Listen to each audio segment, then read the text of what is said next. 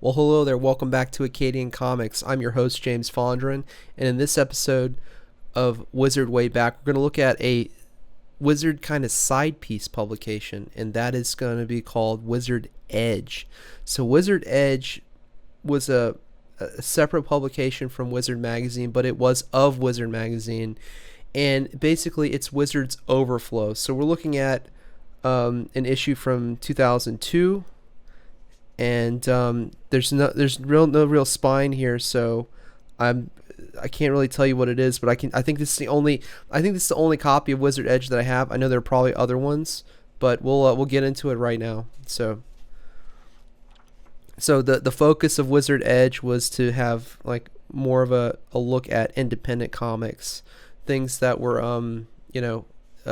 not the top sellers, but were still of interest to Wizard Magazine and the editorial staff there. Dark City. DHJ Comics. See? So you're getting into the independents, right? So yeah, Wizard Edge, Comics on the Edge. So the editor in chief, I guess, was Brian Cunningham. But let's look at the table of contents here. So we've got Comics on the Edge. Take a jump into the precipice of indie greatness. And if you think about it, like the indie scene then in 2002, a lot, way different, way more different, completely different than what we see today with crowdfunding, different groups, things of that sort. Now you're looking at kind of a different setup here. So this will be interesting to look at this and see what the indie scene looked like back in the day. And when I say back in the day, roughly 22 years ago. So, all right. So the never-ending battle.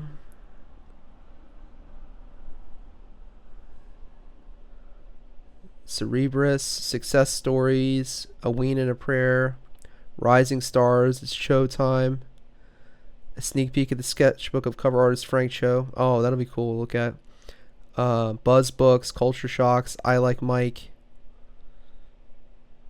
I think that's about Mike Mignola, the Hellboy. Spellbound, Basic Training, Bag of Fun.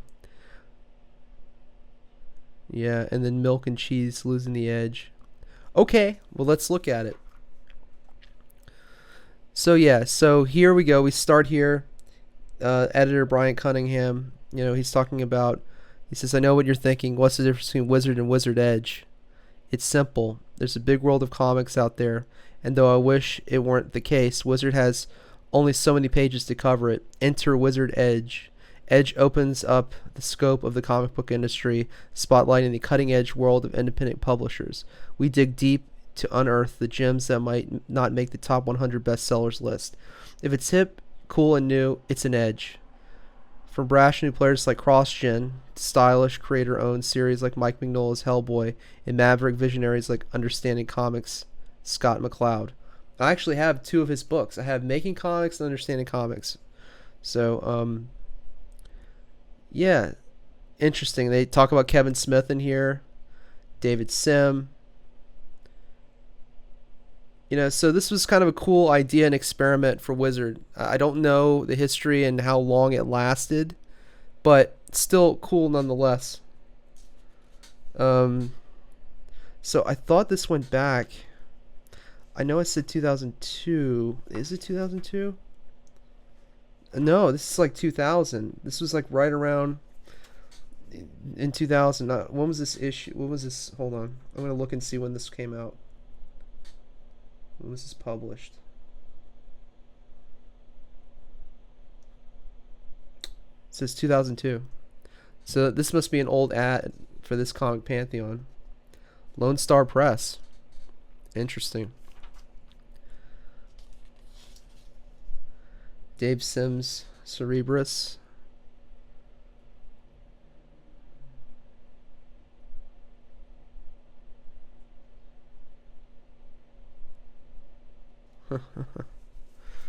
That's cool.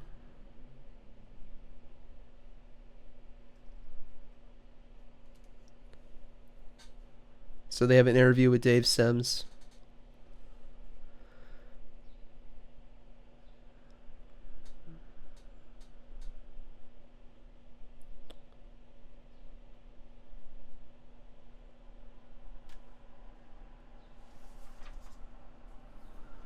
So at this point, there's 25 years of Cerebrus the comic.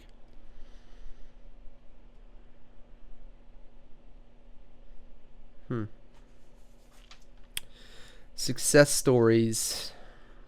Kevin Smith, Brian Michael Bendis, and others took the independent comic road to success and tell you how you can do it too. So this is like before crowdfunding. It'd be interesting to see. All right, let's get kind of the general advice. So how he got started.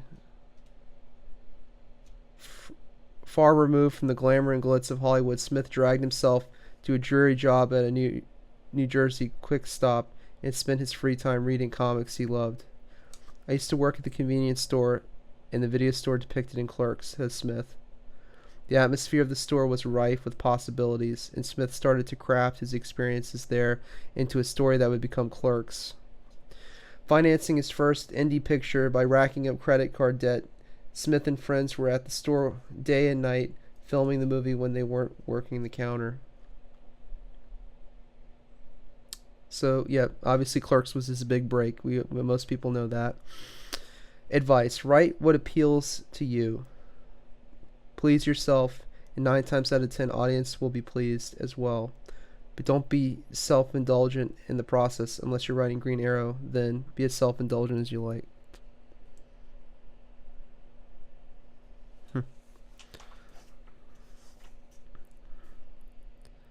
Mike Allred.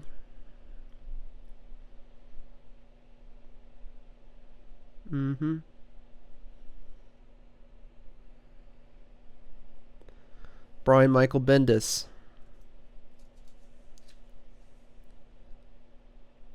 If you check your underwear, they probably say Brian Michael Bendis on them somewhere. His name's on everything. That's so true. It is. His name is on everything. Let's skip to the advice. Advice: have an eye for what it is you want to do. You have to become your own marketing guy and ask, who's publishing books like this? You've got to do the whole thing. Make an ash can and show them. Every rejection or false start has its own lesson. While you're sitting there wondering why it's not happening for you, someone is kicking your ass by writing and creating something. If you're out drinking with your buddies or playing video games, that's why.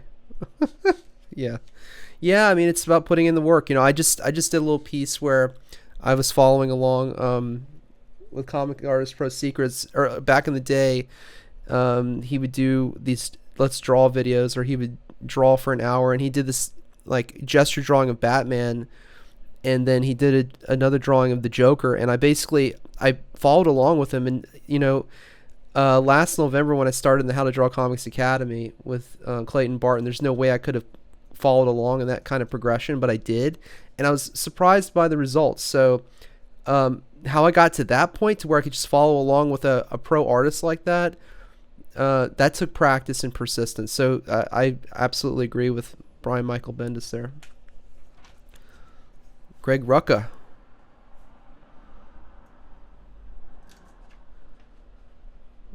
Rucka's gritty detective comics refines the bat noir at DC.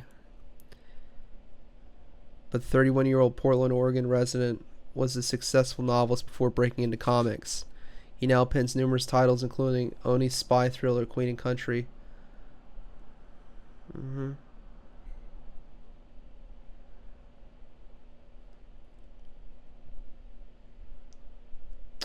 How he got big. Rucka's big rags to riches story started long before his entrance to the comic book scene. After finishing his first really good novel for his master's thesis, Rucka obtained an agent. To make ends meet, he took odd jobs like teaching resume writing and job hunting at a trade school. Talk about the blind leading the blind. Throughout, Rucka kept writing, pounding out 3,000 words a day. When he arrived at work one day to find the trade school doors chained shut, Rucka called his agent. Sell the book, Rucka demanded, and the agent did. At age 24, Rucka had achieved his goal of getting published when Bantam Comics bought Keeper. His novel is still in print. Luckier still, Rucka's books earned him fans in DC's Bat Office who made him an offer he couldn't refuse, the chance to write Batman. If you want to write, you have to write. You have to be willing to sit in a room by yourself for several hours, agonizing over what you want to put on the page. It's exceptionally hard work, and you have to persevere. The only thing you can absolutely control is how hard you're going to work. That's true. That's true. Kabuki. Oh, I have a copy of Kabuki. I picked that up not too long ago. David Mack. Oh, he started early when he was young, when he was 16. Let's read David Mack's advice. Focus on what makes you different instead of that difference being your flaw. Turn it into your asset. Build your own niche in the medium instead of trying to recreate someone else's. The most successful creators are the ones that have built their own success and are ahead of the curve, not behind it. Yeah. So that was a really cool section here. I like that Edge put this in here where we went through this success stories. That was good. That was good.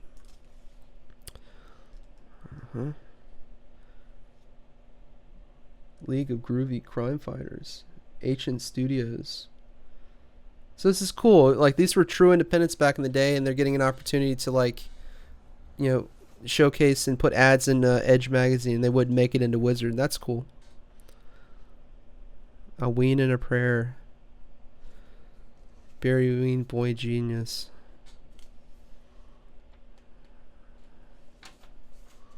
Yeah.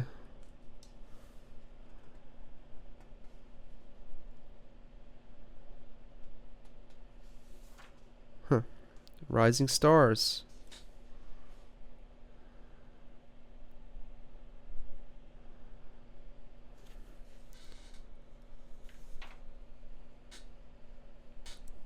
Lone Wolf and Cub. Lone Wolf and Cub. Ben Oliver.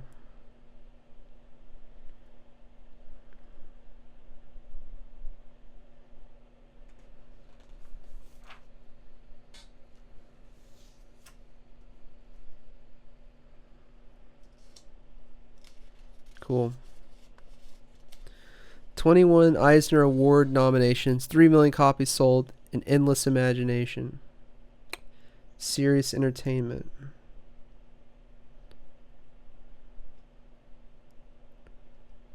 Interesting. Here we go. Some Frank Cho. He's got a great channel too. Some people should subscribe to Frank Cho's channel.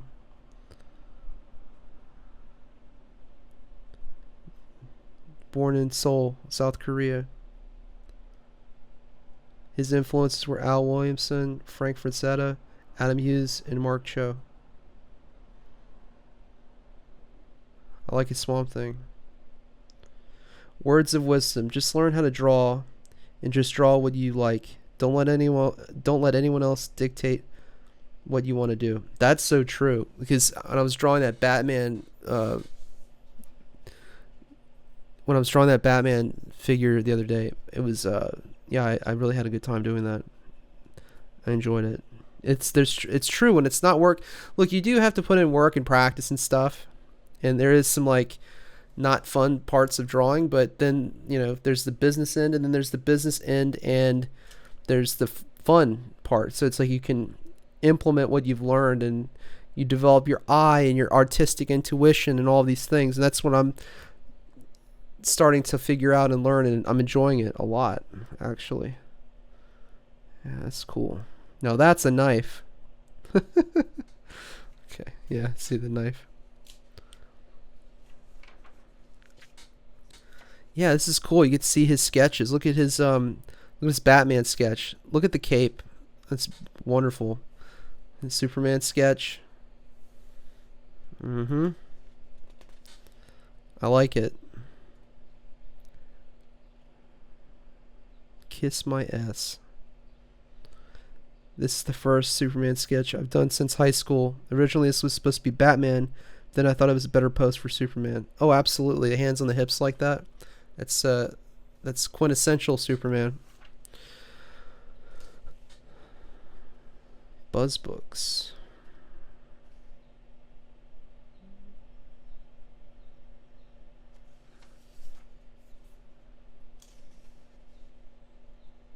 Deep fried.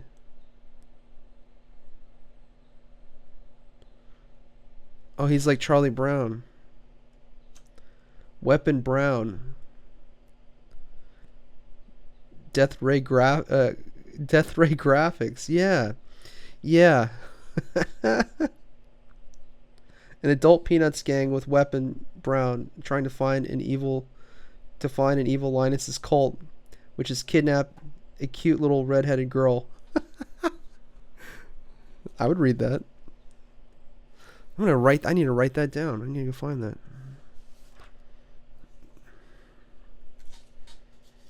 I'm gonna write that down. Yeah, that looks good.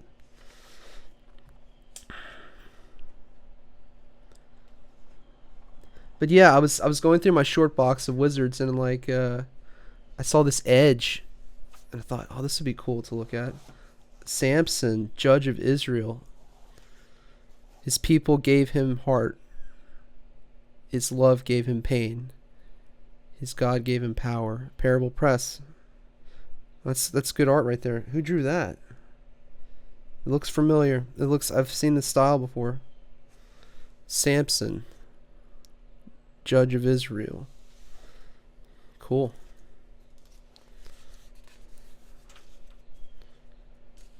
Yeah, I mean, if you just it's what I like about this, it puts everything in one spot. It curates. Wizard is really great at curating comics and like what you should be looking for and what you should be paying attention to,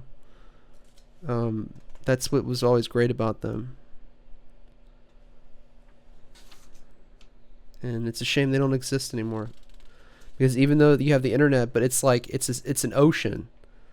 It's like, well, try to find some pebbles in an ocean. Well, Wizard could tell you where the pebbles were, but now if you don't have the direction, then it's hard to find this stuff if you can't read stuff like this. Get published by Kevin Smith.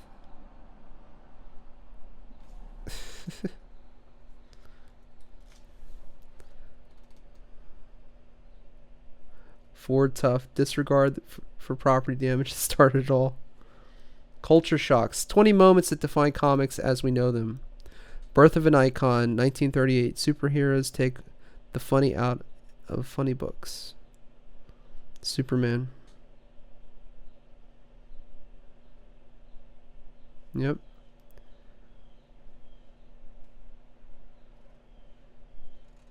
Here we go. Fatal Seduction, 1954. The U.S. government to EC Comics. You've gone too far. I think they became Mad Magazine, EC Comics. They turned into Mad Magazine. By 1954, EC's mature tales of crime and horror had inspired hordes of imitators, and the market was flooded with gore and violence. Spurred on by public outcry, in the 1953 book, Seduction of the Innocent, where Dr. Frederick Wortham linked comics with juvenile delinquency. The Senate Subcommittee on Juvenile Delinquency met in the spring of 1954 to investigate if federal action was needed. God, they were worried about comic books back then, Look at like what people have to worry about now and, what their children are exposed to and not exposed to. It's like we've just, at an accelerated rate, the culture has just shifted dramatically. It's amazing to look. This puts it in perspective, It really does.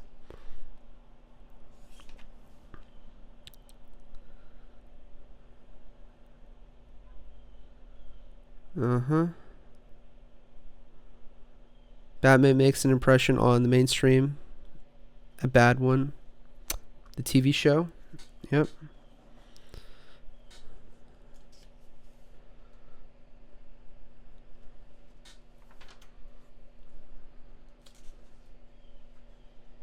This is cool. Rise of conventions, single age of fandom and collectability. 1970. First San Diego Comic Con, 1970.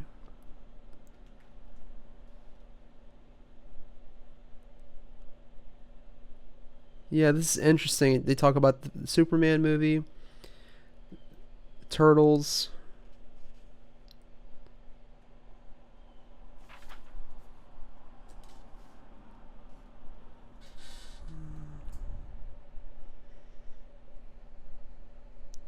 Superman. They killed Superman in 1993. Image, Youngblood, Rob Liefeld, Todd McFarlane, Jim Lee, Mark Silvestri, Eric Larson. Image Comics, not magazine. Image Comics. I Like Mike Mignola. I just saw they have a new trailer for there's a new Hellboy movie. It looks like smaller, low key, and that might make it more interesting. They might be able to flesh out and tell a better story. I'm interested to see that. And it said from Mike Mignola presents, so that's pretty cool, you know. So we'll see how it pans out. I'll probably go see it.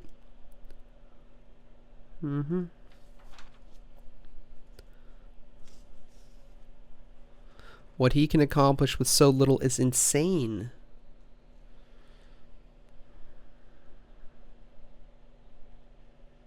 Look, Blade 2 hadn't come out yet. Down here at the bottom. Before a film ever reaches your local multiplex, a series of artists design and conceptualize what it will look like. Hellboy writer and artist Mike Mignola has worked hard on films such as Disney's Atlantis and the upcoming Blade sequel, Blade 2 Blood Hunt.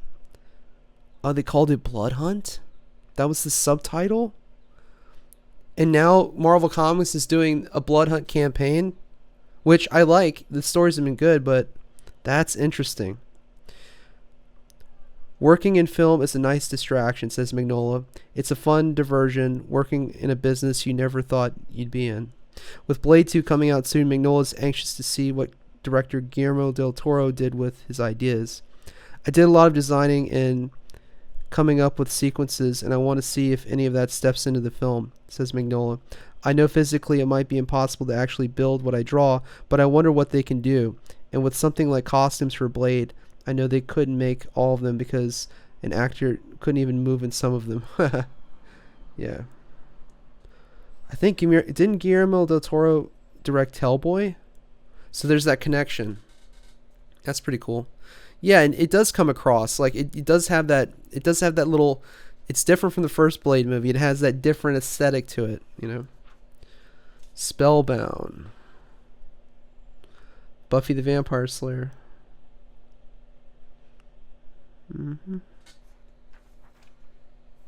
G.I. Joe. Wow, that's blown up, huh? G.I. Joe's gotten big. I mean, the two compendiums that they are, the compendium or the two compendiums that they have, like $600 on to back both of them on Kickstarter, the Cobra version and the Joe version. It's wild. Star Wars Dark Horse Comics. The license. Star Wars is more than a set of sci-fi fantasy movies. It's a phenomenon, taking top-notch special effects, a mythic storyline, and the timeless tale of good versus evil. The Star Wars saga rules theaters and comics. Dark Horse Comics has been the publisher since the 1990s. Yeah, and I remember reading a lot of those, and I have some. I have the first series of Dark Empire. I don't have Dark Empire 2. I have Dark Empire. I have Splinter of a Mind's Eye. I have Shadows of the Empire. We'll have to review those at some point. I'm going to do it. I got to break them out and do it. Maybe this week. We'll see. I still have to review Inglorious Rex. And tomorrow's New Comics Day, so we'll see. Cool. All right, that's the end, but let me go back real quick. But yeah, we'll do that. We'll do that. The scoop. Let's read the scoop here real quick. In April, Dark Horse Comics begins telling the story of Episode 2. If their Episode 1 coverage is any indicator, we'll get the movie adaptation in one-shots. In fact, one-shots of Bounty Hunter Jango Fett and Zam Wesell are planned for February. The short list of what you won't find in Star Wars comics, expressively forbidden by Lucasfilm, strong language and intimate relations between aliens, i.e. no Wookiee Nookie. Jingle, Jango, Jingle. Mess with Star Wars continuity, and this guy gets a job. That's funny. Tekken Forever.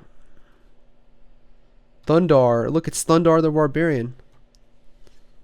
Oh my god. Wait, hold on. Wizard throws 200 at a freelancer with one mission: to get the rights for a Thundar comic book. Josh Blaylock revive G.I. Joe, but why should he have all the fun? With a $200 check from Wizard, I set upon my quest to acquire my own hip early 80s licensed Thundar the Barbarian. Set in a post-apocalyptic world where mutants, monsters... Wait... Yeah, set in a post-apocalyptic world where mutants, monsters, and wizards reign supreme, Thundar was originally produced by Ruby Spears Enterprises. After searching the internet and getting a little phone book action, I got to speak with Joe Ruby and Ken Spears. People are out there, kids. Just start searching. But after so many years, they no longer had the rights. Your best bet is to contact Cartoon Network in Atlanta, they explained. Speak to someone in business affairs. Cartoon Network told me what I needed to do. Securing the license required an extensive approval period, including a review of style guide, story ideas, and financial guarantees. What's all this? I actually have to form a company or something for my rights? Ugh. I asked them if they just accept 200, and after a moment of silence, I was told, well, since we're Time Warner, we usually only do comics work with DC anyway. Drat. Sorry, Wizard. Looks like I need a bit more than $200. It's enough to cover my cable bill, though. That would be cool to see a Thundar comic, wouldn't it? Like an updated one. Just a Pilgrim, Garden of Eden. Garth Ennis. Black Bull, #1. 4-issue Black Bull event. Tomb Raider. Yep. Basic training.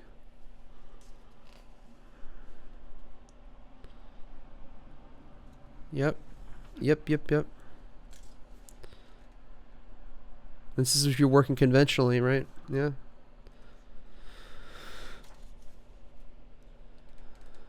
'10th anniversary issue 127. Who's Garth Ennis? Green Goblin. Willem Dafoe interview. Willem Dafoe. I like Willem Dafoe. Wizard World, Chicago, 2002, July 5th, 6th, and 7th. Confirmed guests: Kevin Smith, CrossGen Comics, Chuck Dixon, Mark Waid. More info coming soon. Bag o' fun. Cool, cutting edge comic book merchandise you must have.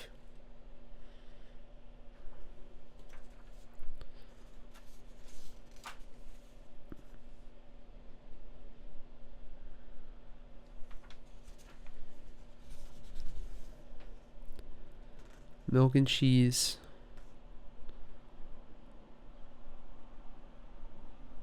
Ape, 2002, Alternative Press Expo. Let's see who's going to be there. Just seeing if I recognize any of the names here. Yeah. Well, that's it. I hope you enjoyed this episode of Wizard Wayback. This is an issue of Edge. And, yeah. Maybe I might have another one of these somewhere. We'll have to see. But I hope you enjoyed this video. If you did, hit the like button and subscribe to the channel. And I'll catch you right here next time at Acadian Comics. Bye for now.